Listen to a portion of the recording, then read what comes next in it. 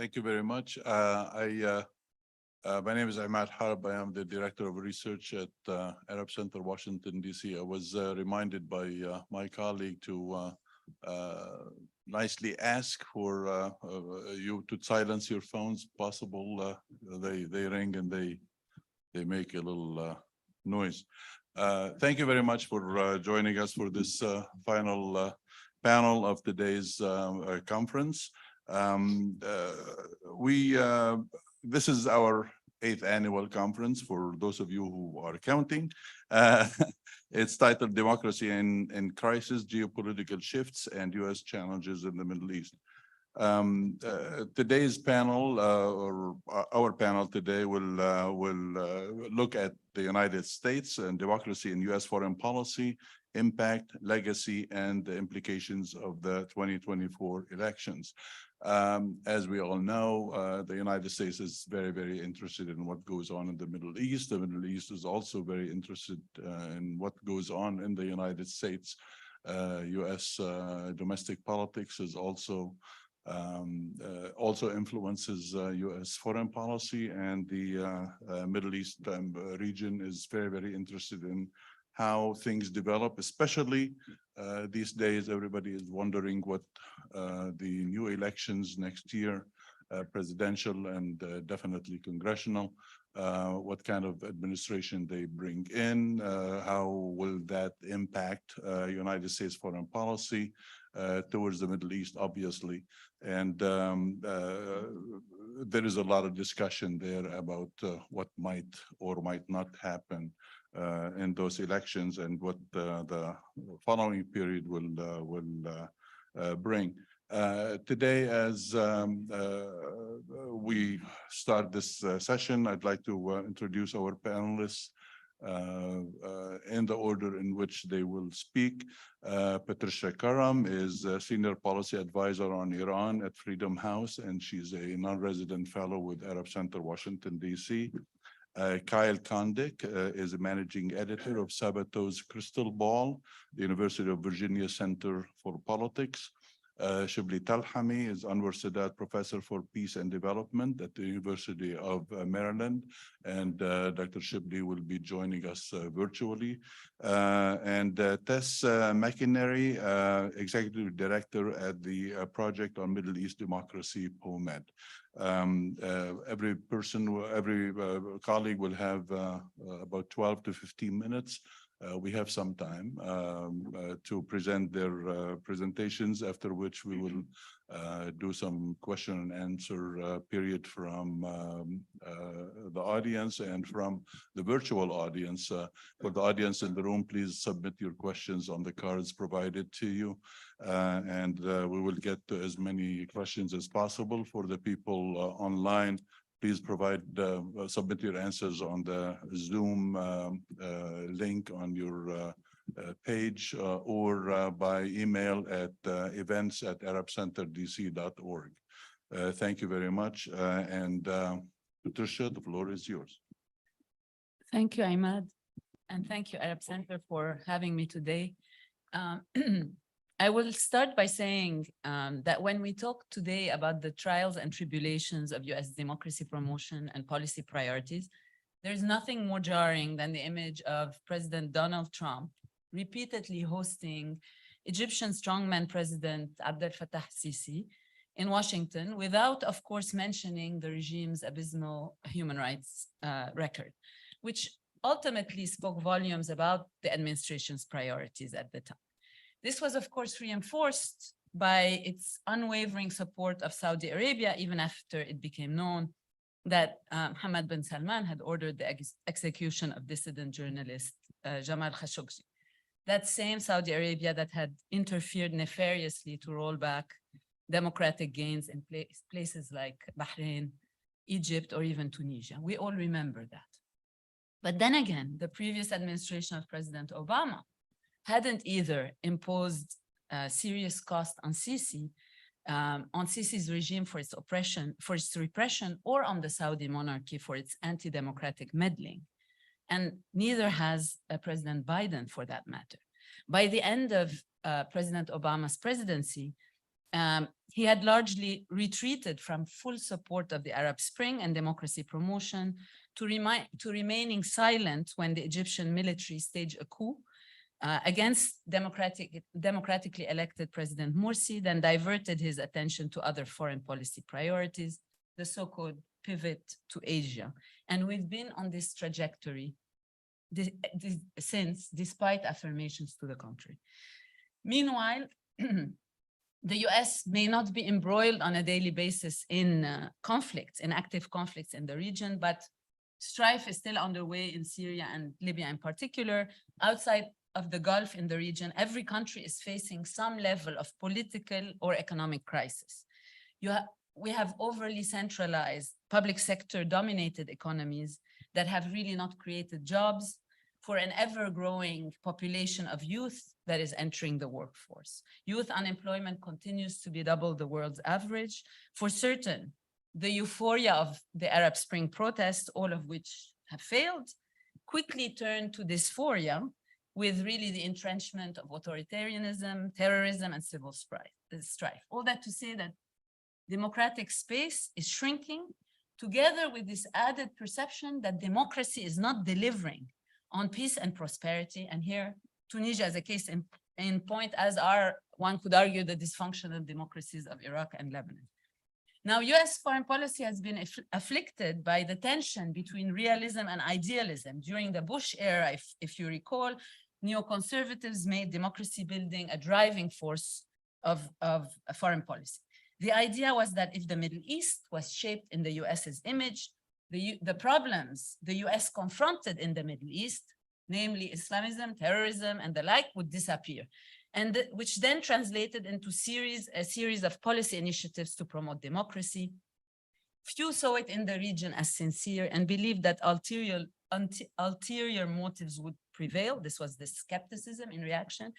And then the other reaction was resentment for its interference. And of course, the Bush administration efforts were thereafter derailed by the disastrous effects of the Iraq War. Today, Russia and China have tremendously increased its influence in the region. And this is underpinned by a competition for influence between a regional competition for influence between Iran, Turkey, Israel, and other Arab actors. And after the Ukraine invasion, these trends have also amplified narratives that really push back against universal norms and values, and in turn have negatively affected the US's image. You basically have Russia and China competing with the US for economic, diplomatic, and military clout, and building up to an ideological confrontation over democracy and human rights by really presenting an autocratic alternative in a region where autocracy is rampant. And this opposition to the democratic values is also really resonating with with efforts by local leaders to really preempt calls for democratization. And of course, China's paternalistic model in particular is resonating with these states which are competing for China's attention.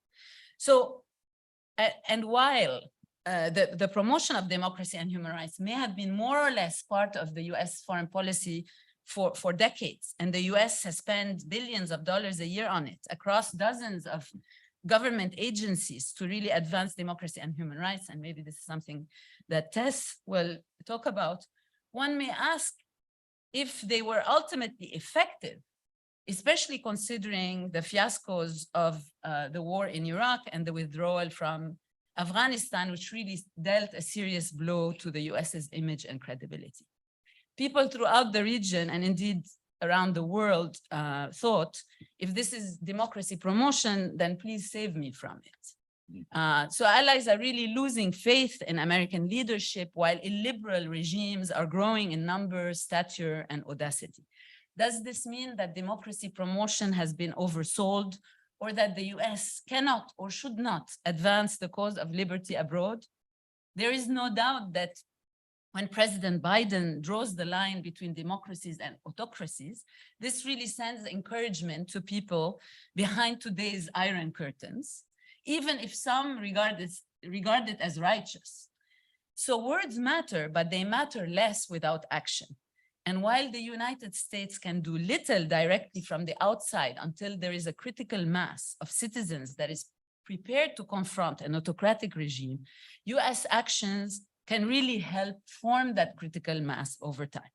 Case in point are those acts of self-assertion that we have seen emerge against oppression in citizen movements in 2019 and 2020 in Algeria, in Iraq and Lebanon, and then in 2020 against the brutal mistreatment of women in Iran. These actions remind us that no matter how intractable the region's issues and conflicts seem, people who don't have democracy or fear losing one will take astonishing risks in the name of dignity and freedom, or even the accountability that democracies offer. So critical moments for US democracy promotion really occur when there are protests against an authoritarian regime, but they may also be triggered by a multitude of events, like a coup in which a military overthrows a democratically elected leader, the refusal of an authoritarian leader to step down, the launch of negotiations to stop power, to transfer power, when an election pits democratic against autocratic forces, or when a crisis occurs that can undermine a democratic transition or a reversal to authoritarianism or cause a reversal. Then there is an opportunity to advance democracy. The reality, of course, is that the US efforts to promote democracy sometimes collide with the need to work with authoritarian and reluctant allies and partners in an era of great power competition. One way of promoting democracy is by making the US a model of what democracy can do for people, and really by clearly distinguishing which democratic nations it will give material and diplomatic support to and which autocracies it will work with as a matter of national interest. In some ways, this has been Biden's own guiding principle, though his decision to fold Saudi Arabia, to Saudi Arabia in the hope of increasing oil production at the time shows how hard it is to toe this line in practice. So in my view, and I will conclude, the US really needs to adopt a new strategy that seeks to create a new network of allies who represent civil society and advocate for freedoms, representation, and good governance. The future of US national security and a more democratic world, which is certainly not assured with the overall kind of dip in global freedoms, depends really on emboldening democratic allies against the rise of authoritarianism and really growing the community of democratic nations. One way, of course, of doing this is to really expand the deployment of low-profile, ground-level democracy programs for civil society. Supporting democratization abroad is not only about high-level diplomacy, vocal statements, naming and shaming, targeted sanctions, or calling for elections, but really providing support for freedom fighters, civil society, which can be the entire range of organized groups and institutions that are really independent of the state and are vital in supporting democratic transitions, preventing backsliding, and keeping it once it is achieved. What is certain, though, what is certain, therefore, is that the US needs to adopt bolder new policies to regain the advantage in the great power competition and help vulnerable democracies and democrats, including its own, resist authoritarian influence and strengthen the shrinking democratic community in the MENA region. Thank you. Thank you very much. Appreciate it. Kyle? I'm going to talk a little bit about our upcoming presidential campaign, or rather ongoing presidential campaign, which arguably our presidential campaigns, I mean, they have endings, but then they just start right up again because of the way our electoral calendar is and the fact that everyone's always campaigning. But, you know, when I was in 5th grade, I had a history teacher who, you know, as middle schoolers are, they ask a lot of annoying questions. And sometimes he would get frustrated with all these like what if questions, and he would respond and say, you know, what if the world hung by a string and the string broke? Like, you know, it's like, well, I don't know what would happen. But, you know, I sort of think about this campaign as like the sort of like what if campaign, like what if Joe Biden's health is such that he decides he can't run again? What if Donald Trump's legal problems cause him to get out of the race? What if there's a late entering candidate? What if there are significant third party challengers, on and on and on. And yet I think all of those sort of questions kind of obscures the fact that this is actually a very undramatic nominating season, perhaps the least dramatic we've had since, this is a little bit before my time, but the 2000 election, when Al Gore, as the sitting vice president, was sort of the very likely Democratic nominee, and George W. Bush at that time, who was the Texas governor, was the very likely Republican nominee. There were some twists and turns in that race, particularly on the Republican side, but ultimately Gore and Bush were pretty easily nominated. And here we have this situation with both Biden and Trump, where both of them have weaknesses. You could ask people, hey, do you think Biden or Trump should run again? Majorities of the public say no, that they should not run again. And yet they're both pretty big favorites to be nominated by their respective parties. And so I think we have to sort of think about all of these contingencies, these what if questions, even though the matchup for next year seems fairly clear for this point in the nominating cycle. It would be natural to compare the 2024 race to 2020, given that if it is in fact Biden versus Trump, it would be a rematch. But I actually think the better comparison is probably 2016, in the sense that both Trump and Biden are probably going to have worse favorability / approval numbers than they did in 2020. And that would make it sort of akin to 2016, where you had two very unpopular major party nominees in both Trump and Hillary Clinton. So just to sort of put that in some perspective, I was looking at the average favorability numbers for Trump and Clinton in 2016 and where Biden and Trump are now. So on the eve of the election in 2016, Trump was about 40% favorable, 58% unfavorable. Clinton was a little bit better in 42% favorable, 55% unfavorable. Those are still pretty bad numbers for both of them. You look at the numbers for both Biden and Trump right now. Biden's approval, 41%, 55% on average disapproval. Trump's favorability, 40%, unfavorability, 56%. And what does that tell you? Well, just like in 2016, you're going to have a sizable block of the electorate, if in fact it's Biden versus Trump, that holds a negative view of both candidates. And those are the people who are probably going to decide who ends up winning the election. And what we know from some polling and also from some of the results, particularly in 2022, or at least suggestions for the 2022 results, is that some of these voters who are in the middle, who maybe think of themselves as independents, first of all, the thing about American politics is that people who call themselves independents many of them have sort of a hidden party label one way or the other, but also they tend to pay the least amount of attention to the actual campaign. So it's like the people who are most persuadable and are most important in the campaign actually pay the least amount of attention to politics. And these are folks who really, again, don't have strong positive views and really have negative views of both major party candidates. But they also, what we know from some polling research, they maybe sort of tend to be a little bit more conservative in their outlook, which is good for the Republicans. But also they really don't like Trump, and they really don't like what happened on January 6, 2021, and some of Trump's just sort of abnormal behavior, for lack of a better way of putting it, in the White House. And so there is some thought, at least I feel this way, that at the end of the day, those voters are probably a little bit more gettable for Biden, and maybe that makes him a tiny little bit of a favorite in a potential rematch. But there are a whole lot of uncertainties, including the presence of third-party candidates, and also what turnout is going to look like. Despite all of Donald Trump's problems and the criticisms of him, one thing that he did do was that he basically, I think, supercharged participation in elections, in that our turnout, particularly in 2020, was historically high.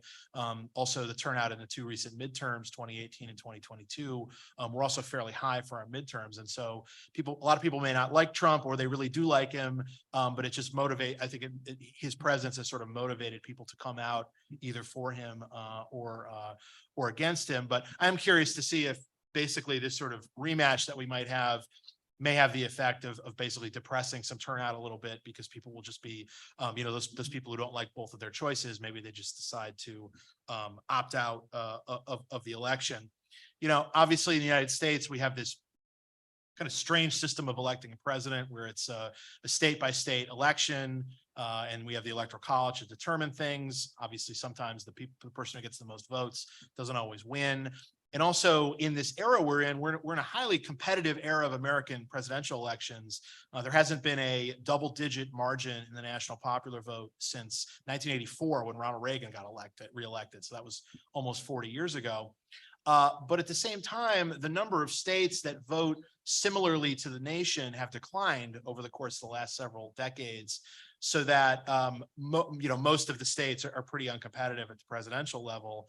Only 7 states were decided by less than 3 points in the most recent election: Michigan, Pennsylvania, and Wisconsin, and the industrial North, which basically decided the election in 2016, and then also Arizona, Nevada, North Carolina, and Georgia in the Sun Belt.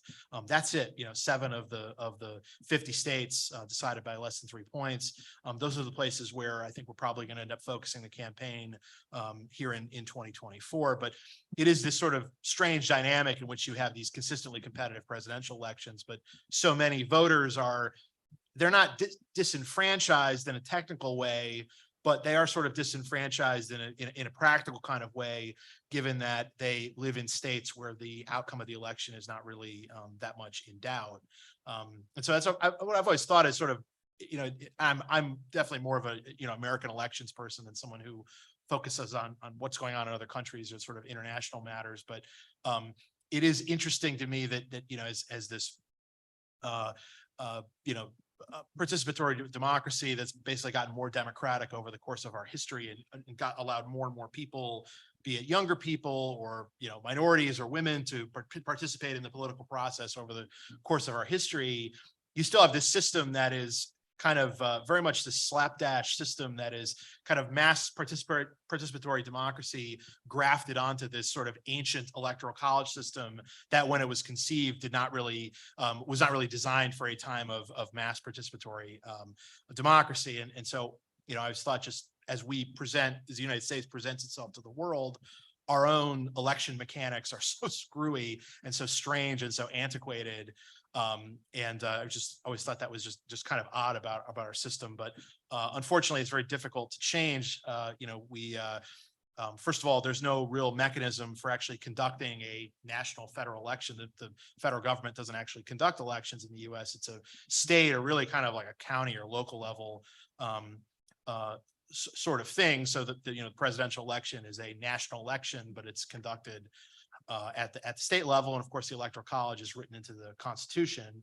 There was some movement to try to change the Electoral College about half a century ago, after Richard Nixon's victory in 1968, which was also kind of a strange election in that you had Nixon as the Republican candidate, Hubert Humphrey as the Democratic candidate, and then you had George Wallace, the governor of Alabama, who was running as a basically kind of conservative segregationist Democrat. Wallace is the last third-party candidate to actually win any states in the Electoral College. Even though Ross Perot got almost 20% of the vote in 1992, he didn't win any states, so he didn't win any electoral votes. But there actually was a movement at that time, and Nixon supported it, to do away with the Electoral College in the aftermath of that election. And there was actually a vote on it in the House, but it died in the Senate. Of course, it would have had to have been ratified by the states as well. And there's just no appetite for doing that right now. So again, very competitive era. I think there's every reason to expect another highly competitive election next year, whether it's Biden versus Trump or whether something upsets that and there are different candidates. But then you still have all of these sort of strange kind of structural pieces of how we elect our presidents, in which it's highly competitive, but a lot of people are, or some votes basically matter more than others based on what states they're in. So that's just sort of the outlook for next year. Well, thank you, Kyle. Appreciate it. Really interesting how the discussion about the Electoral College is probably the most interesting, because if the United States is a democracy, I mean, who decides who leads the country, the Electoral College or the president who is elected by popular vote? Anyway, Dr. Shibley, floor is yours. Thank you so much. Thank you for including me, and sorry I couldn't be there in person with you. So let me just make a few key points, and I hope we'll have a chance to expand during our conversation. I think when I look at the Biden administration's performance so far, the most surprising thing to me is the gap between Democratic expectations of Biden and what he actually did in the Middle East.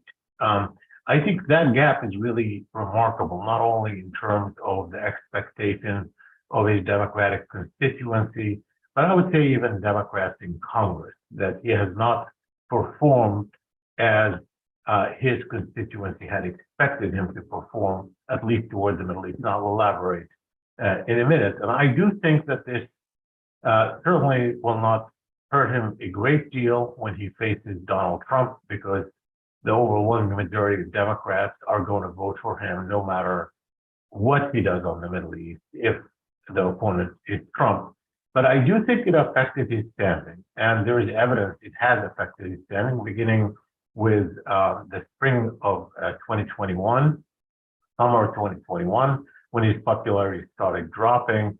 Most of that drop actually happened among Democrats. And so Democrats have been puzzled. And I say puzzled because it isn't that they expected the administration to do something dramatic in the Middle East region. But a lot of the things that Trump did were in the Middle East region. And the Democratic constituency attacked Trump for what he did, both his transactionalism, his de-emphasis of human rights, his de-emphasis of international law, his one-sided approach to Israel-Palestine.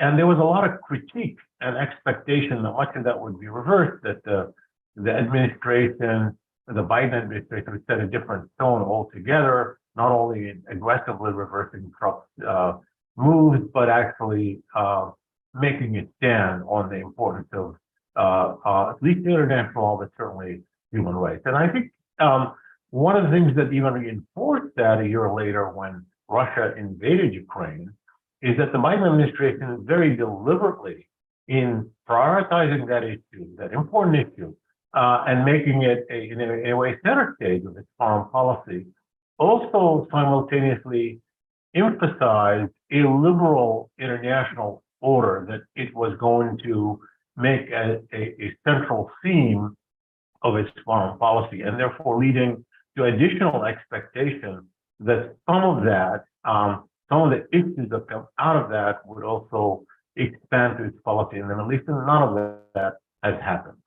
Obviously, there were some things that the administration itself had promised that were not fulfilled. On the issue of Iran, the administration was still, promised a quick return to the Iran nuclear deal. It hasn't happened.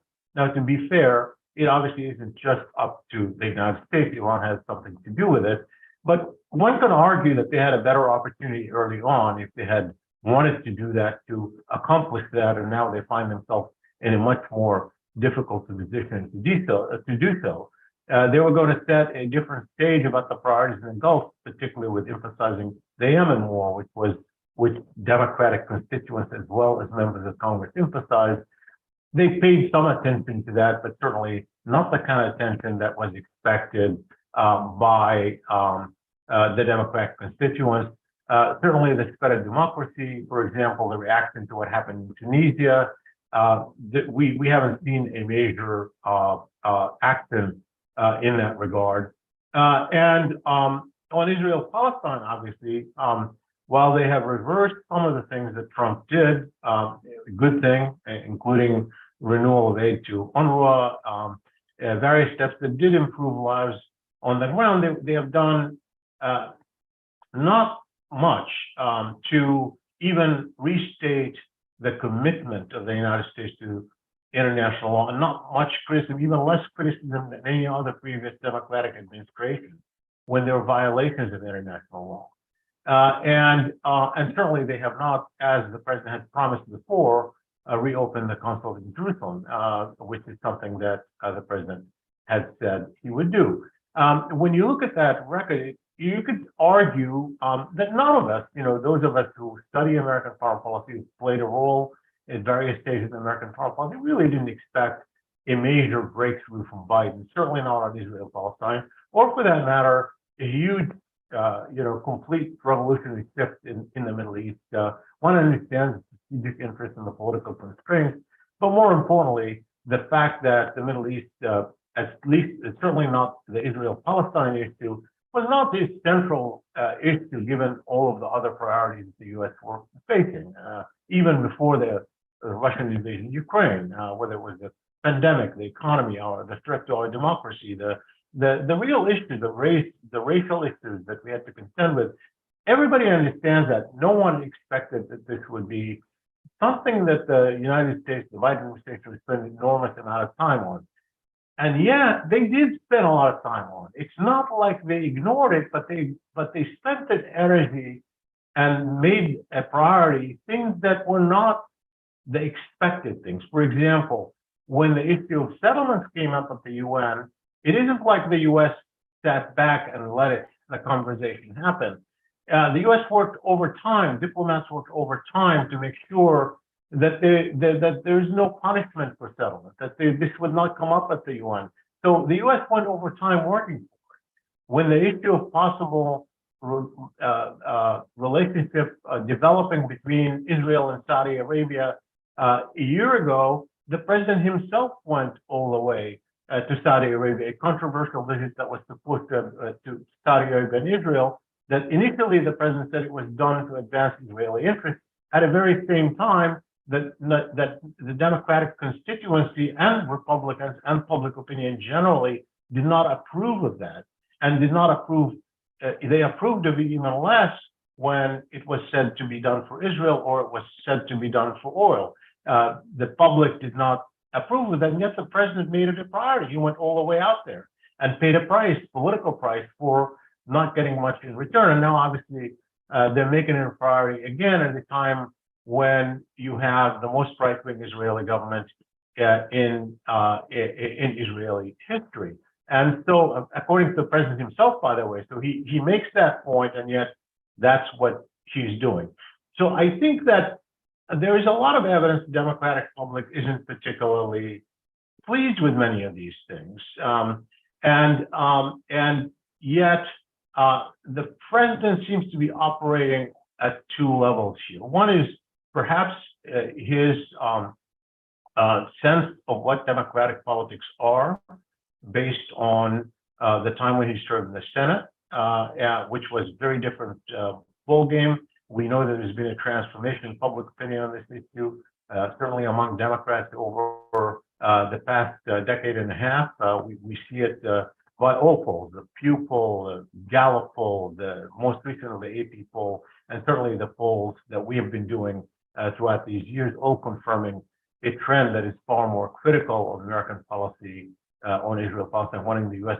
to be far more even-handed on this issue than it has been. So the president himself seemed to be, in a way, singularly, based on obviously some of the leaks about what he said through his aides when there's a crisis, about showering Netanyahu with love, when there is a crisis, even at a time when his colleagues, Democratic colleagues in Congress, are asking for him to be more critical. So there is something here related to that gap, but more strategically, I think the interesting thing in the political kind of outlook is that the Middle East, of course, isn't a top priority for the American public, period, and including the Democratic public, and that's understandable. So the time when it really matters for American politics is during primaries, Democratic primaries in particular, where you do have contention issues, including on the Middle East, and particularly as an example of a broader policy. If you're pushing for a liberal international order, pushing for democracy, pushing for a rule of law, pushing for a value system that contrasts with Trumpism, then it becomes part and parcel of that advocacy of that value system that Democrats cherish and advocate. But that would only come up in in primaries. We've seen, for example, in congressional politics, that's where the game is. That's when the issue of Middle East broadly and the issue of democracy and certainly the issue of Israel-Palestine play a role, where you have candidates who make a point of it, and it's contested. Some win, some lose, and that's why you can see that in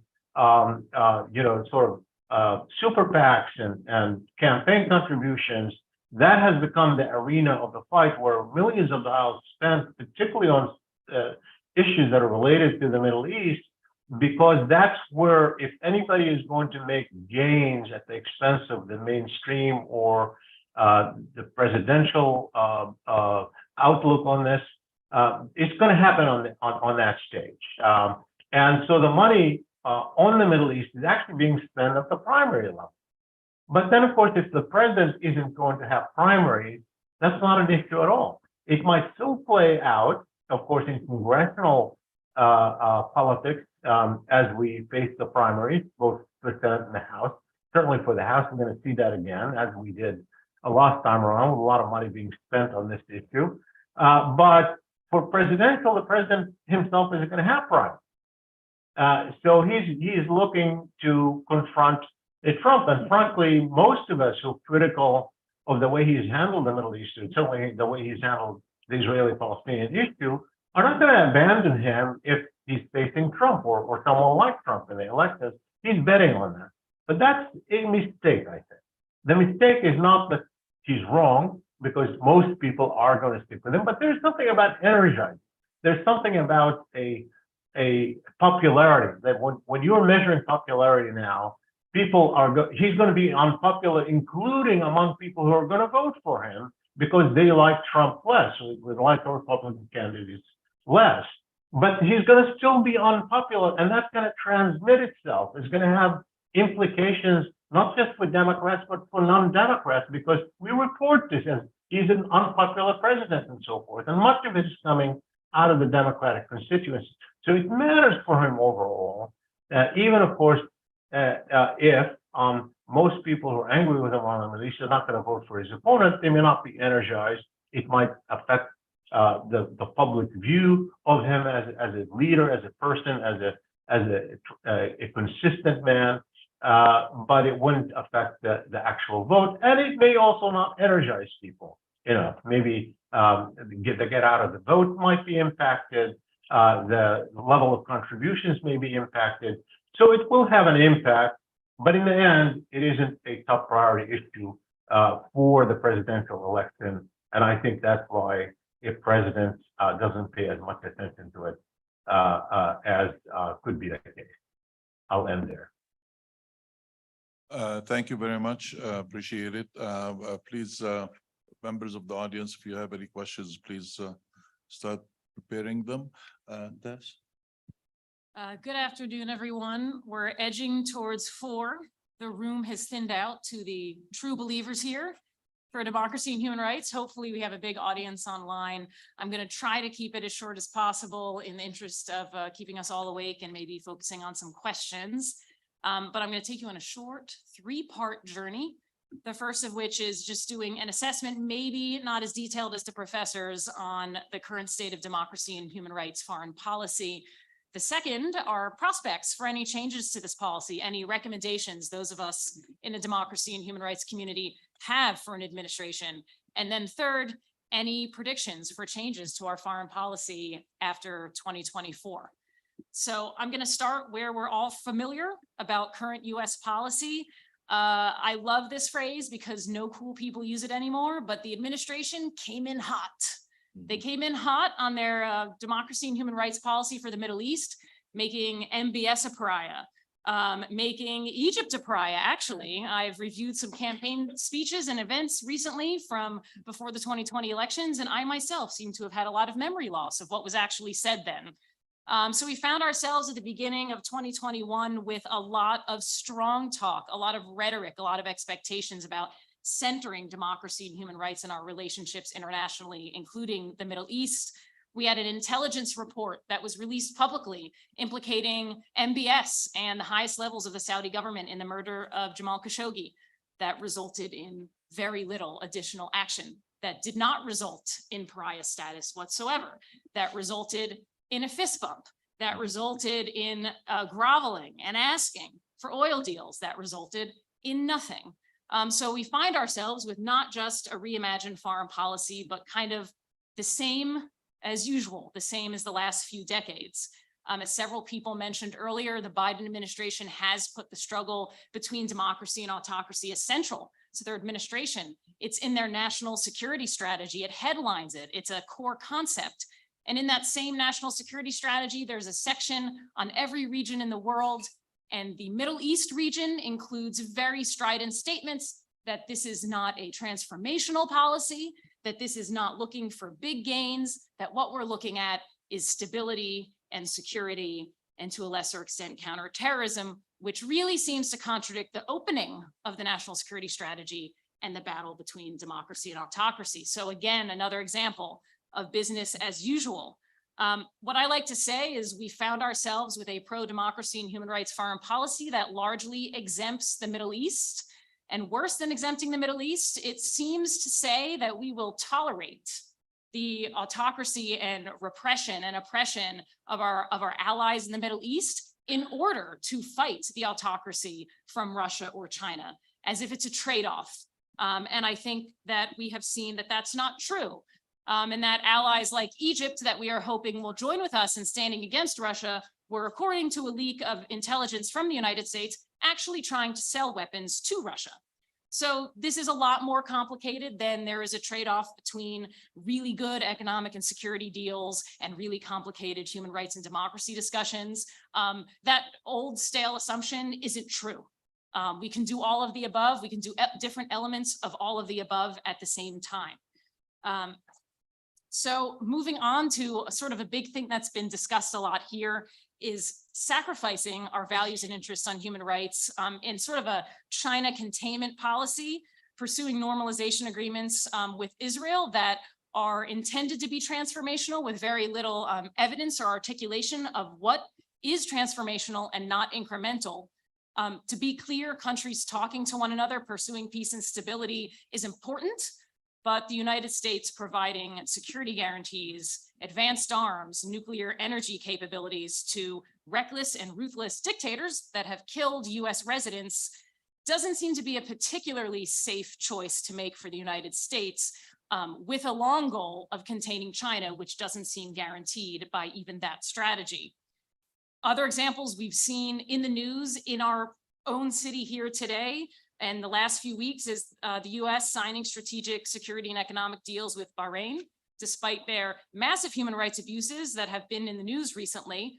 So no one seems to care about reputational risks either. We, of course, talked about the fist bump. We have a security pact with Saudi Arabia, $500 million in arms sales that just went to Saudi Arabia. And of course, the new India, Middle East, Europe trade route agreement that is intended to counter Chinese influence. So that all sounds really depressing. It is very depressing, that assessment of current foreign policy. So I'll move on to my second section, which is what are prospects for changing it and what are recommendations for changing it? You know, luckily, data supports us champions of democracy and human rights. Evidence shows that democracies are reliable, more stable, and more prosperous partners for the United States than autocracies. So why is it that we don't see democracy and human rights as not just a value, but a strategic interest, a vital national security, human security, international peace and security interest for the United States and other countries? This is realpolitik. This is realism. We shouldn't see the argument that it's realpolitik and realism that we can't care about human rights because there are other vital interests.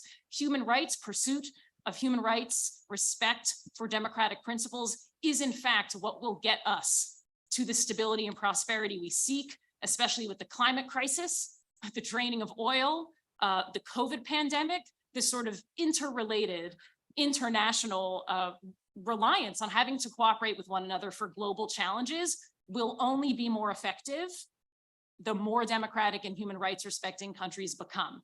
And it will become less and less effective the more that autocratic, unaccountable, non-transparent, and abusive governments participate in bad faith in this sort of cooperation.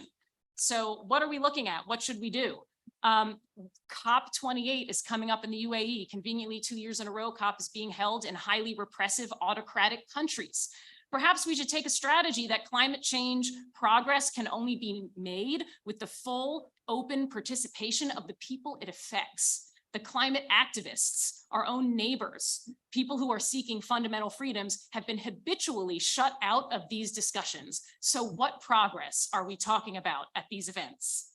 Second, there is a declaration on principles to combat transnational repression.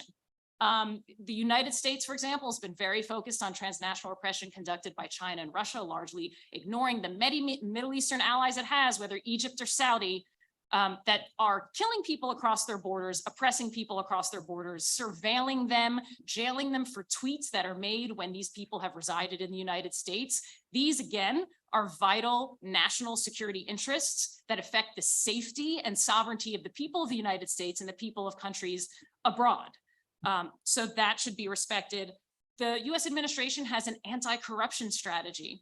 That anti-corruption strategy was the first major strategy released by this administration, saying that anti-corruption was a national security interest. Where is that in our relationship with our Middle East allies, especially? Where are we centering going after kleptocrats and chasing down money laundering and looking at our allies who may be facilitating oligarchs in Russia and hiding their assets?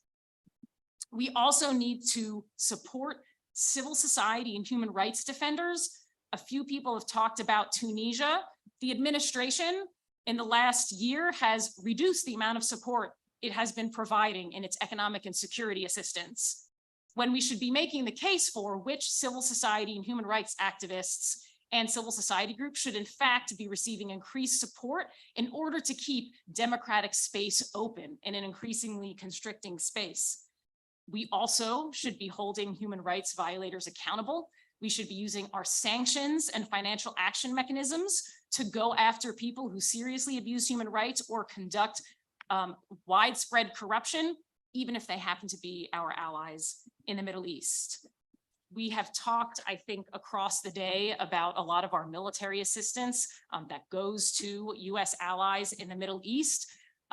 This year, the Biden administration held less assistance than ever to the Egyptian government, essentially saying that they had made progress on human rights when, again, data is on our side, indicate that that is not the case. And so I think for a complex foreign policy that pursues a lot of aims, including democracy and human rights, including security, everybody should be able to defend their decisions with data and logic. And I don't see that happening. We also should be, making tools readily available for people across the world to combat internet shutdowns, to combat cyber attacks and spyware. This is a major priority for the Biden administration internationally, and they should make it so in the MENA region as well. So this brings me to the third piece here, which is what are prospects for any of these recommendations being taken on board in 2024 and later? What are the prospects between administrations? I don't think I am going to surprise anybody here by saying that there has been a remarkable consistency in US foreign policy to the Middle East, regardless of administration and regardless of political party. And I do not think that will change in 2024. I think we're going to be seeing any administration prioritizing security assistance and arm deals and energy partnerships. I think we're going to see a continued push on Arab-Israeli normalization. I think we're going to see continued release of foreign military financing to Egypt and other countries, despite continued relentless backsliding on all human rights factors. I think we are witnessing continued rehabilitation of MBS. And I think overall, unless there is a visionary leader or visionary people hired into an administration who see the merits of a more complex relationship to foreign policy in the Middle East, we won't see a lot of changes in 2024. Well, thank you very much. Appreciate your comments and your stridency. Unfortunately, like the other two panels earlier today and the whole day, it's a difficult situation. It's a morbid situation, unfortunately, but we We have some questions from the audience. Please send more if you can, if you like. This question is for Patricia. When supporting democratic opposition forces is going to, when is supporting democratic opposition forces interference in domestic affairs? What is the best answer to this charge? When is When is supporting? supporting, Interference? opposition, democratic opposition forces considered to be interference in domestic affairs of countries? Well, to be honest, I think it's always considered to be interference. I mean, the issue here is how much of this interference is desired in some way. So how much of it is wanted? Now, you know, across the Middle East, there are Democrats and democratic movements, and they have been supported for many years, you know, to different degrees, with the knowledge and sometimes without the knowledge of their governments. And, you know, some of it has been successful and some of it has been less successful. Well, actually, yeah, the Arab regimes do not like anybody supporting democratic forces in the Arab world. This question is for Kyle. Do you foresee AI created fraudulent TV spots and phone calls as a factor in the 2024 election? Yeah, absolutely. One of the sad truths of American life is that we're defined by this dynamic called negative partisanship, which basically means that you kind of like you dislike the other side even more than you like your own side. But what I think that sort of dynamic does when distrust is so high and dislike of the other side is so high that people become very gullible because they're willing to essentially believe a lot of bad things about who they don't like already. And there's a whole lot of content like that out there. And that may also be, you know, either trumped up or even totally fake, as I think we've seen with some you know, manipulated images or, you know, this so-called deep fakes where you could basically edit a video to make, you know, a political candidate, you know, say basically anything you want them to say.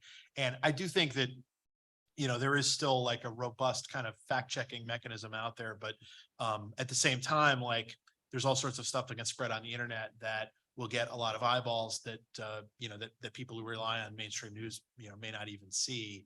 So it is a real problem. I know there's been some discussion about trying to come up with some regulations about AI. I know some of the AI companies have actually come to Washington looking for that kind of regulation, although I'm always wary when there's an industry who's asking to be regulated because then they're the ones who kind of are the ones who drop the regulations for themselves.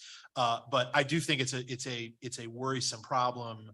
And again, it's a I would argue kind of a bad development, and it's also in an environment that is ripe for that sort of basically fake stuff, because again, not only is it the negative partisanship stuff, but also we're just in a time of like very low trust in institutions in the United States. I mean, there are some entities that are still somewhat popular, like, you know, police and fire, our firefighters, and like military is generally still popular, but our, you know, media, presidency, Congress, even the Supreme Court, in particularly lately, they're all viewed pretty negatively. And so and there's just a whole lot of distrust out there. And you also have all of these bad actors and these sophisticated technologies that can put out information that in a low trust environment, people may want to believe, even though it's not true. So, and we have seen, in fact, I think the Republican National Committee ran an ad. I can't remember exactly what it was, but it was images of Biden that were like clearly fake. And, you know, then there's the question of like whether there should be some sort of disclaimer or something. And I also think it was sort of done in such a way that most people probably would recognize that it wasn't real, but you also can't make that assumption. So it's a real challenge. And again, it's the environment we're in plays into why it's such a challenge too. I want to push you up on this a little bit. Do you think that the regulation of AI is coming? I don't have a good sense of that. You know, again, there's discussion about it, but I don't know necessarily what it would look like. And so I don't have a good feel for that. So we're in for a interesting Yeah, period next year. One other point I would make is that, you know, we do have regulation of like campaign finance and other things in the Federal Election Commission, but the Federal Election Commission is very weak. And sometimes people will basically push the limits, like Ron DeSantis, this is a little bit off topic, but I'm going to bring it back here. So Ron DeSantis has this super PAC that is operating, that is in some ways almost operating as his formal campaign, even though they're not allowed to have any real formal, you know, they're really supposed to be separated. But the thing is that the super PAC can sort of push the limits now. And because the FEC is so weak and takes forever to come up with decisions, even if what they're doing is found to be breaking the law or illegal, that may be years down the line before we figure that out. And the penalties may be basically very, very minor. So, you know, it's not just will there be regulations, it's like, what's the enforcement mechanism for them? And what are the penalties for breaking it? And sometimes the penalties will be enforced far into the future and will be fairly minor. So that to me is kind of a problem too, because again, the FEC is very weak. Right, yeah. Thank you. This question is for Shibley. Is the Biden push for Israeli-Saudi normalization designed to show a so-called win to the American public of a Biden foreign policy success? Sorry, I don't know if this was aimed at me, but I was disconnected and I had to sign on. If you like me, I can read it again to you. Yeah, please do, because I just had to sign back on. Is the Biden push for Israeli-Saudi normalization designed to show a so-called win to the American public of a Biden foreign policy success? I do not believe that it's going to be helpful to him politically. I actually think it's going to hurt him politically. Win or lose, it's going to hurt him politically. Let me tell you why. First of all, the public is not, the Democratic constituency is not particularly happy with either this Israeli government or the Saudi government. We see that. And we have seen in prior polls that I have conducted that they were not happy with Trump spending time on this issue. But neither the Israeli government nor the Saudi government are desperate to have that agreement. Perhaps the Israeli government a little bit more, because it'll help them, obviously, with their own domestic constituency if they were to get such a huge strategic benefit from the relationship with Saudi Arabia. The Saudis don't really need this agreement so much now. And frankly, both the Israelis and the Saudis ultimately would prefer to have Donald Trump win based on previous interactions in the election. So they're not particularly anxious to reward Biden to help them electorally. And in the end, in fact, it could fail. They don't have much to lose if it fails. Biden has a little bit more to lose if he fails. I also think that if there is, in fact, an agreement, the United States is going to have to obviously provide the Saudis with two things that the Saudis want, which is enrichment of uranium and a nuclear program, and where the public, the American public, may be somewhat reluctant on that, although I don't think that's the biggest obstacle, or security guarantees for the Saudis, which obviously would obligate the United States in case of war, particularly war between Saudi Arabia and Iran. And I'm not sure that the public thinks that there's enough benefit that would accrue to the United States from an agreement between Saudi Arabia and Israel that would get enough support even among Democrats and certainly among Republicans for this issue. That's a debatable issue. We don't know this obviously for sure, but I think that's going to be contested. I don't think it's going to be very clear whether even the Congress would support this agreement.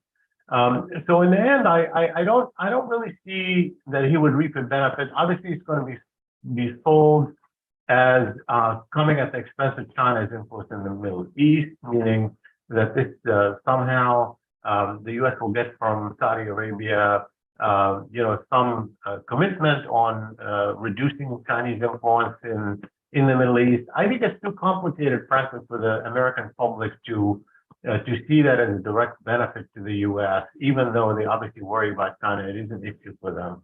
It might work more with members of Congress as a rationalization argument.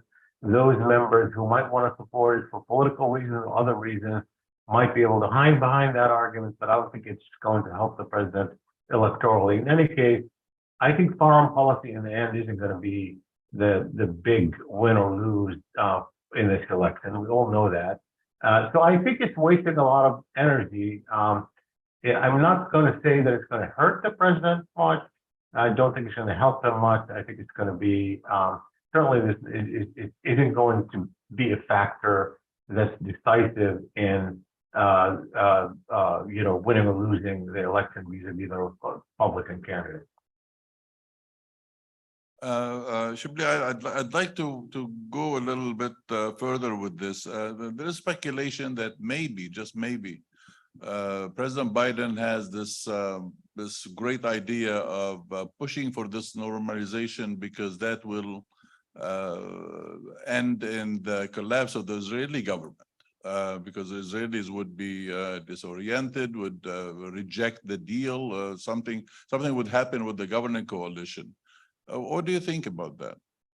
Well, I mean, the reality of it is that this Israeli government, given who the members, particularly the far right members, but even Netanyahu himself, there is no way that they will make any changes in the posture of Israel on the Palestinian issue that would be meaningful. There may be cosmetic decisions, but decisions such as ending all settlements, decisions such as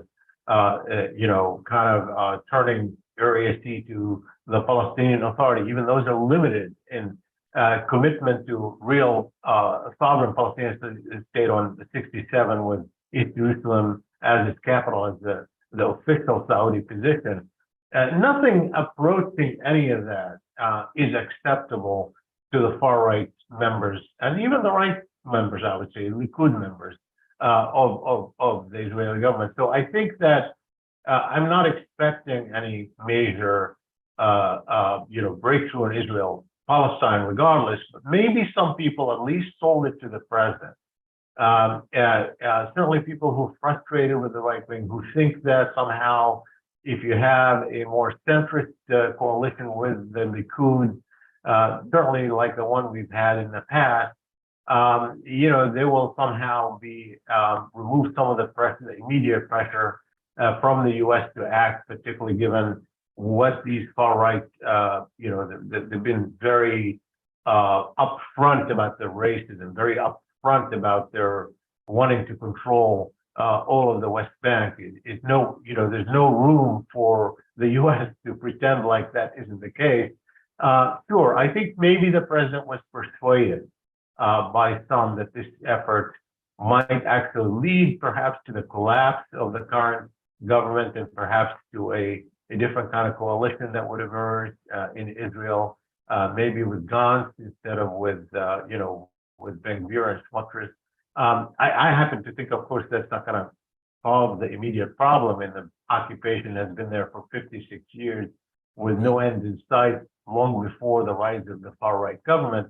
But nonetheless, that far-right government has put American foreign policy in a very difficult place. You can't pretend anymore, like two states is around the corner. You can't pretend anymore that what you have is not deeply unjust and unacceptable. And so I think they could have been persuaded of that. There's reason to think the president may, some of the remarks he's made, to the extent that he, for example, reads the column by Tom Friedman in the New York Times. I know he does. This is important to him. In fact, I think in some ways one can argue that some people who maybe even in the White House or elsewhere who might want the president to be persuaded that are happy often when Tom Friedman writes something along these lines. Sure, it could have been. It could be part of the way he's part of a package of issues that played into his decision to make this a priority. Thank you. Thanks. This question is for Tess. several of the MENA countries are basically hybrid regimes. Turkey, Morocco, I can't make the third one, which allow for opposition in some countries to, to be part of government. Can the United States help such opposition group, and how? So it's the position of the United States government to politically not advantage one group over the other, which I think is both a moral and strategic good. I will say this is similar to a question that Patricia got earlier, Yeah. which is democracy support is important. And I will boldly state, it's not interference, and some of the worst autocrats on earth make that conflation.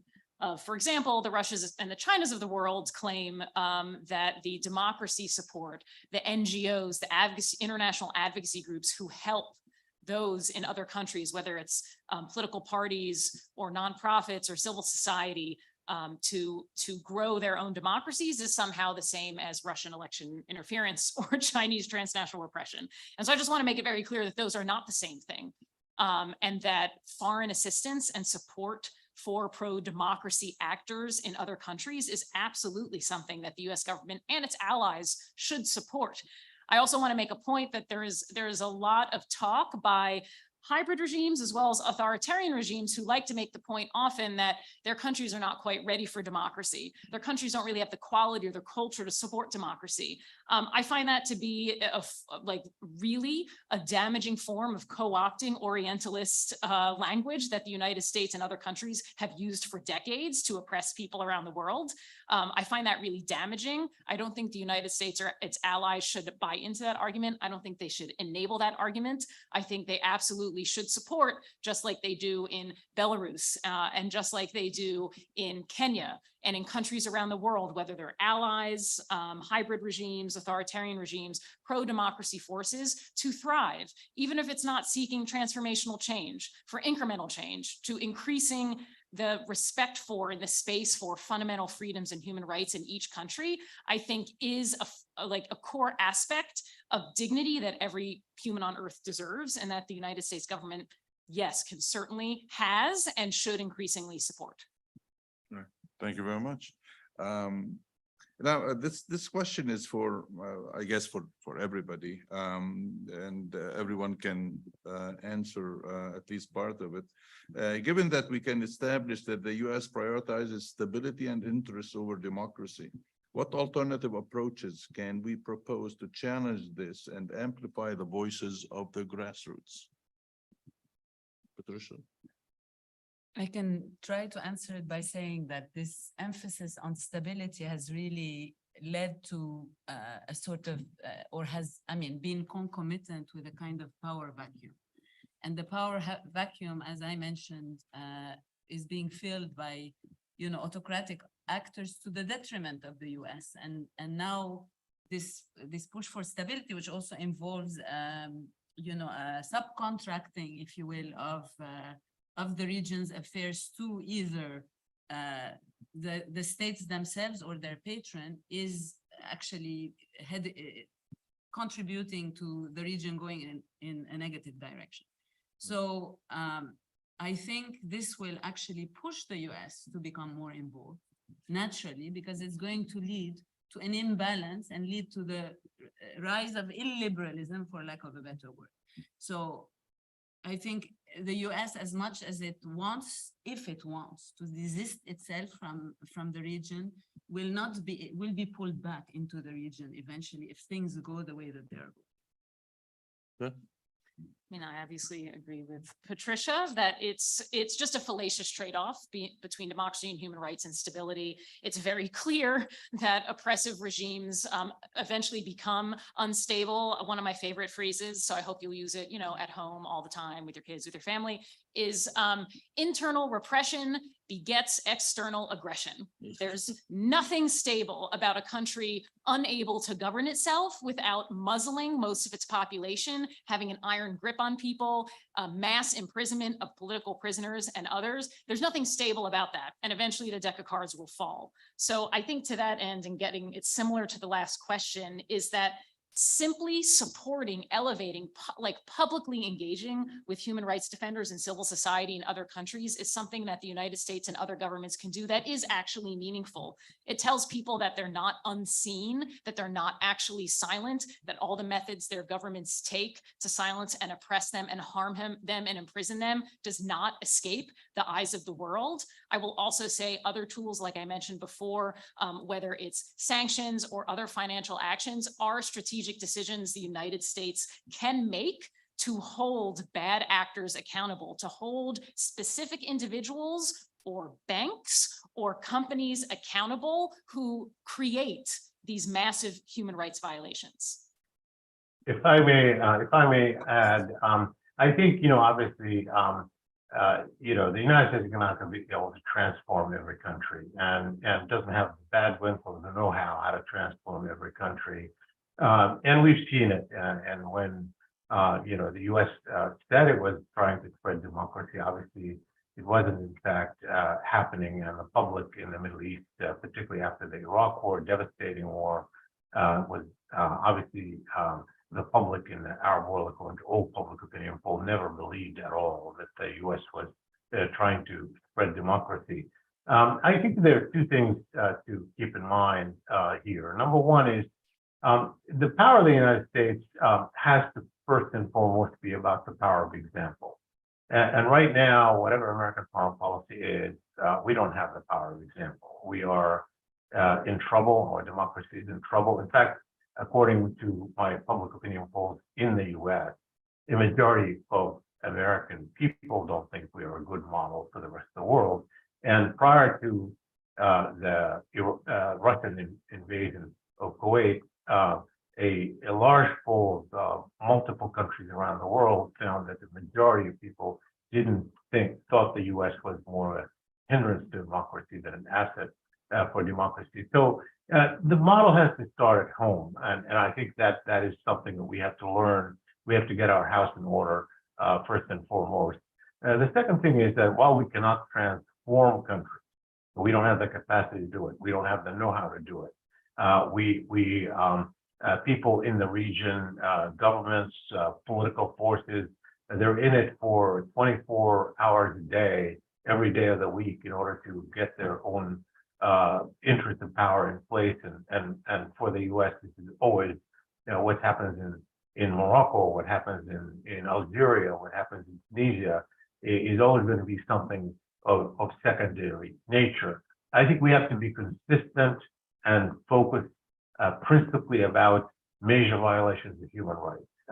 And while there was a question early whether, do we have the right to do, is that interfering in the domestic affairs of other countries? No, it's not always, because we do have international conventions about rights of citizens, about rights of all people, about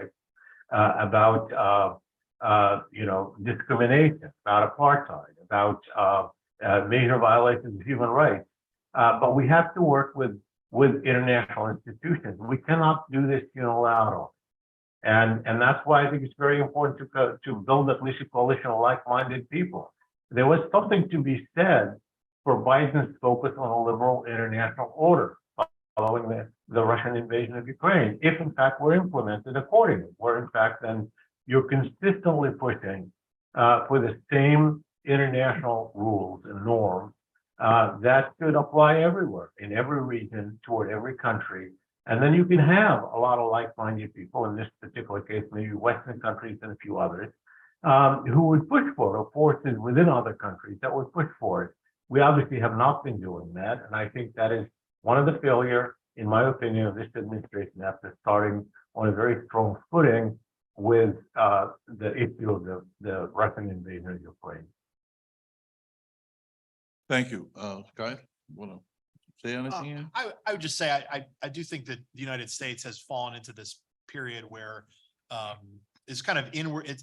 It feels like the public is kind of more inward looking than maybe they were previously, although, maybe I don't know, the Cold War era, maybe some of what we think about in terms of a forward or an outward looking country, maybe some of that is, mythologizing, but, some of where I think particularly where the Republicans are on foreign policy is, Donald Trump brought back the term America First. I mean, that was something that was sort of part of the kind of conservative foreign policy before World War II in this very kind of inward looking time, particularly after American involvement in World War I. But I agree with the other panelists in that part of what's important for the United States is just to present sort of a positive image of our own democracy at home. And, there are obviously lots of challenges with that. When I was watching, like following along on January 6th, 2021, one of the things that just popped through my head was like, what sort of example is this for the rest of the world? Not just in, I mean, you could look at it in both sort of a way of like this sort of horrible display of sort of divisiveness that we're presenting to the world, but also I just took it as a tremendous sign of weakness internally that something like that could happen at your capital and what that might mean for the future. And so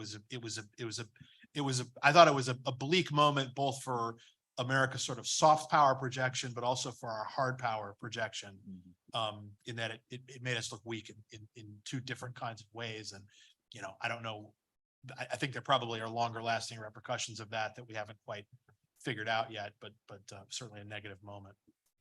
Yeah, thanks. I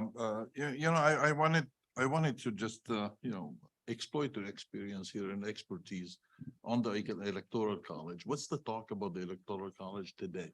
Not 50 years ago. Public opinion about it is pretty polarized on partisan lines, which you might expect. The Republicans have benefited from it in recent years. And so, there's also if you were to try to change the electoral college, the way it works is you need a 2/3 vote in both chambers of the House in the House and the Senate, and also 3/4 of the states would have to agree to it. And there are enough smaller states who probably feel like they'd be disadvantaged by a change in the electoral college. They won't want to do it. Plus, I can't imagine, again, if you're if Texas becomes a blue state in 20 years, which I think is possible, maybe the Republicans will want to get rid of the electoral college, because at that point, Texas basically equals all the swing states in the Midwest put together. So if that becomes a Democratic state, it's gonna be really hard for the Republicans to win, assuming there aren't any other big changes across the country. Usually there are big changes. And so maybe we would continue to be in this sort of competitive era. But there's an effort that's been going on for years called the National Popular Vote Compact. And what that would do was it has a certain, states can sign on and say, once 270 electoral votes worth of states, the winning number, sign on to this compact, we all agree to award our electoral votes to the National Popular Vote winner. So it would be this sort of like jury rigged way around the electoral college. And I think it's up to 205 electoral votes worth of states have signed up for it. Michigan, which has a Democratic controlled government now, is considering doing it. But so, 205, it's getting there, but it's not quite close to 270.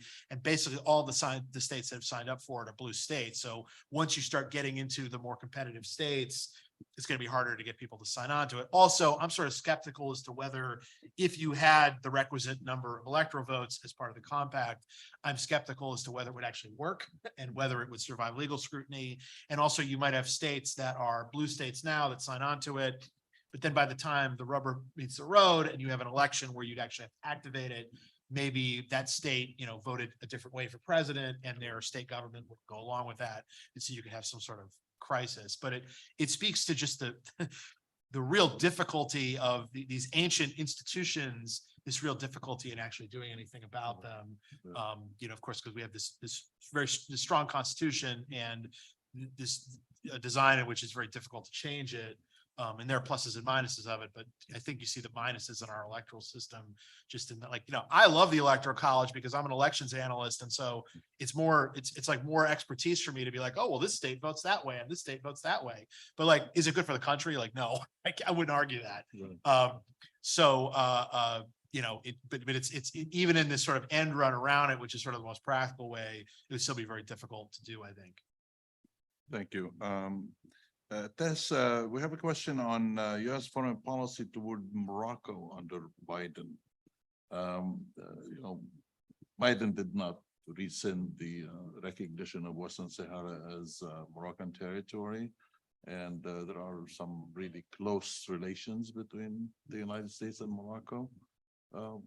What do you think about that? I mean, I unfortunately don't think I can add much more than you, which is that Morocco is a strategic security partner of the United States. So, I mean, regardless of other decisions the US makes in foreign policy, I don't think we're going to see any massive swift changes in the US policy towards Morocco or any sort of substantial support for the defense of democracy or human rights or civil society. I would love to see it. And I think because it is such a strategic partner for the United States, and like an earlier commenter said, you know, a hybrid regime, sort of a struggling democracy, I would like to see some progress there. And I think because it is such a strategic partner, is the United States probably has more leverage in Morocco than in other countries in the region. That's right, yeah. Patricia, I have a question for you on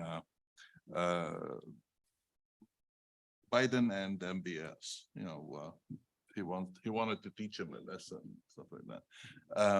What is that lesson? Biden wanted to teach him? Yeah, I mean, you know, he wanted to teach Saudi Arabia a lesson. He wanted to Well, really, Tess said it well, because what did you say? What was the expression that you used? He wanted to make him a pariah, but No, it never no, happened. How democracy promotion under Biden went strong, started strong, and Started then sort strong. of fizzled, and then focused on the Right. on a much more was very much pragmatic. so, We okay, have seen now, I mean, as Tess mentioned, to some extent, an attempt even to rehabilitate the image of MBS. I mean, both on the MBS side and on the US administration right. side, sadly. And perhaps, I mean, perhaps this is tied to the realization that, you know, the US was beginning to, and perhaps is continuing to losing some of these strategic allies, you know, when they were failing to, you know, to be there for them, like with the Aramco, with the US's reaction to the Aramco, to the attack on Aramco, which really led the US to be sort of recalibrating its approach, Saudi Arabia to be recalibrating its approach and deciding to take matters in its own hands, Yeah, hence the Iran-Saudi deal, et cetera. So I don't see that lesson was No, very well taught. my question was centered on, is Biden more interested now in MBS's survival or what? What do you think? His survival, I don't think it's part of the calculations. I think it's much more interest-based, in the sense that perhaps the US is realizing that, again, in this sense, its allies, its traditional allies, from a pragmatic point of view, are sort of looking elsewhere. Right. You know, are shopping around for patrons, given that, you know, they haven't come through for them. And I think the pragmatism is taking over the idealism. I'm not saying it should be the case, but I think that's what has happened.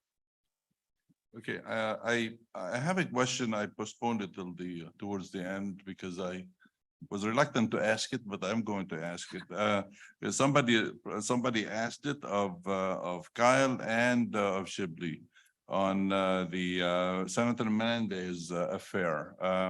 How is that going to affect anything that has to do with the United States and Egypt? Well, I can handle the political repercussions anyway. You know, so we're in an era in American politics where I think shamelessness is pretty prevalent. I mean, Trump is like the best example of that, but there are other examples of others. George Santos, the congressman from New York, who basically made up his whole life story and probably going to be convicted of crimes at some point, but he, you know, this stuff was all revealed after he got elected, sort of surprisingly. And, you know, there was pushes for him to resign. And of course he didn't do it. Governor Ralph Northam, a Democrat from Virginia, not the governor anymore, used to be, but some yearbook photos came out of him likely dressed in a Ku Klux Klan outfit from when he was in college. There was all this outrage about it in 2019, lots of calls for him to resign. I think in a different era, maybe he would have resigned. He decided to stick it out. And so with Menendez, we saw there was floodgates open today in which many US senators called on him to resign. A lot of the New Jersey political establishment on the Democratic side has called for him to resign. But it doesn't seem like he's actually going to do so. in part because of this shamelessness I'm talking about, but also frankly that, you know, he may be able to trade his job for leniency in a plea deal later on if he stays in office. There's also always the possibility that he could just run again and still win, although he has drawn at least one, I think, very strong challenger in Andy Kim, Democratic House member from New Jersey. But again, I think it's emblematic of this broader kind of problem that things that may have prompted people to resign in the past maybe don't prompt them to resign now. Shibley? Yeah, I mean, obviously, the accusations are so serious that, you know, they're absolutely troubling and shocking in many ways. So we don't, obviously, you've got to wait to see what, whether, you know, there is truth to all of what has come out. And we'll wait to see what happens with the Egyptian angle of this in terms of the role played in influencing the center one way or the other, particularly on other issues. That's not clear at this point. I think it'll become clear. It could be hurtful if there's details we don't know that come out. I actually think that in the short term, his trouble, particularly if he in fact does resign or forced to resign, is going to be more on the vote on the Saudi-U.S. deal, if such a deal in fact is put on the table, because everyone knows that Menendez have been very, very supportive of Israel on this issue, and I think people are counting on as being, you know, sort of a very big advocate of any deal that would come out between Israel and Saudi Arabia, even if it had a component that obligates the United States in terms of defense of Saudi Arabia. In the past, he has played a very critical role as the chair of the Foreign Affairs Committee. I think he is weakening, even if he stays, and his departure, given the reluctance that I know exists in Congress about this issue, could actually undermine the prospects of support among Democrats for a deal. May not be the critical factor, but I think it's certainly a detrimental factor. Thank you. Well, unfortunately, there are a few other questions I we're not going to be able to get to, but because I want to give the panel an opportunity to a 1 minute final word, so to speak, starting with you, Patricia. I guess in thinking through when I talked about or when I responded to the question about democracy promotion being, I think the word was interference, I meant it in the way that China support isn't. And, you know, that democracy promotion is about making conditions or conditioning aid. It's about building capacity, and it's about giving financial support. But ultimately, it's really about leveling the playing field. And depending on the context that we're operating in, whether it's permissive or not, it differs depending on the context. Now, as democracy declines in the region, which is happening, and really human rights abuses are on the rise, whether in the form of, you know, crackdowns in authoritarian countries, or transnational repression, or digital authoritarianism. What is really happening is we have pressure cooker situations, and there are these contests of wills that exist, and unrests, I think, wanes and wax. And I think in that context, really, the US, I mean, I want to reinforce the point that the US really needs to be more engaged in supporting local efforts to promote or to fight for these rights and freedoms, especially in the context of kind of a declining democracy, because I think these efforts are the ones that would inevitably shape the future of the region. Thank you very much.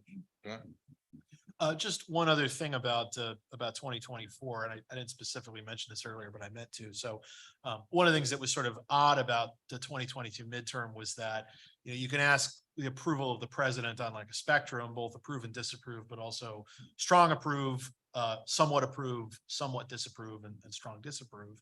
And of course, the strong disapprovers, they're pretty heavily Republican. They voted very Republican in that last election. Strong approvers, vote Democratic very consistently. But Democrats, there's a block of voters. It's like 10 to 15% of people who describe themselves as just somewhat disapproving of the president. And Democrats, according to exit polls, actually won slightly that group of voters. And so when I talk about like cross-pressured people, it's not just the people who maybe have negative views of both Biden and Trump, but also who disapprove of Biden, but don't disapprove of him strongly. And that's another just group of people that really we need to be watching for the, for this presidential election coming up next year. Thanks. Shibley?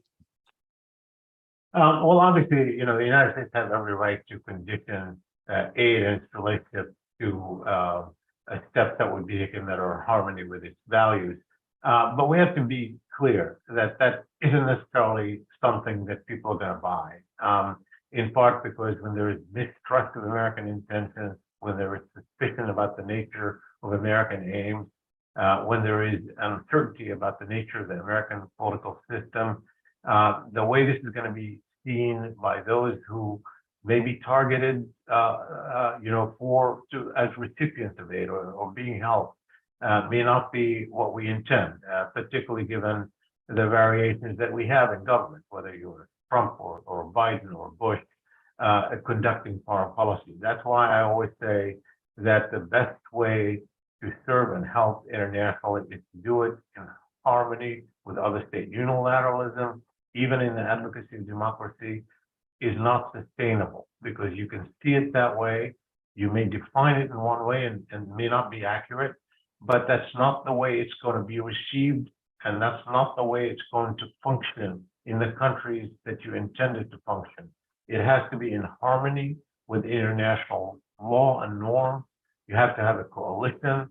And that is why it has to be an international effort, not just a unilateral effort, even on such an important issue as a core value that could be a core value of the United States, such as democracy. Thank you. Tess? So I feel like at the end of this day, it can be described as kind of a big bummer. We've talked a lot of dynamics that are depressing. We've talked about how there doesn't seem to be change in the regional space, the national space, the foreign policy space. So I wanted to end with something inspirational, let's say, or a call to action, which is democracy and human rights matter. And it doesn't matter whatever else we're talking about, security, economics, international peace and security, democracy and human rights matter. They matter to making progress on climate action. They matter for high standard international development, infrastructure development. Democracy and human rights matters for our own peace and stability. Democracy and human rights matters for the international and multilateral rules-based system. It matters. And so we don't have to be looking at transformational change in order to remind ourselves that democracy and human rights matters. We can care about incremental change. We can care about challenging assumptions in our communities or with our friends or in foreign policy. And we can believe, have confidence that democracy is the best system to protect the human rights of everyone on the planet, while also having the humility to know that we don't always get it right and that we can never do it alone. Thank you very much. Well, thanks for the panel for ending on a very, very nice note. Thank you very much for attending our panel. Thank you for attending the whole day. We appreciate your being here. And we hope that you follow our work and continue to look us up and participate in our events. We appreciate it very, very much. Thank you. Thank you.